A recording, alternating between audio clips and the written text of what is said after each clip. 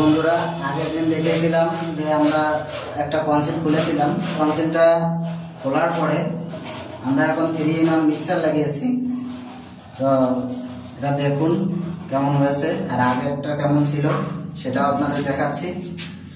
তো ডিফারেন্সটা অবশ্যই আপনারা বুঝতে পারবেন যে কেমন হয়েছে, আগেরটা কেমন ছিল আর এখন এটা কেমন হয়েছে। আগেরটা অন্য মিস্ত্রি করেছিল আর এটা আমরা করলাম। হ্যাঁ, এটা 3-in-1 মিক্সার। তো দেখুন আপনাদের দেখাচ্ছি।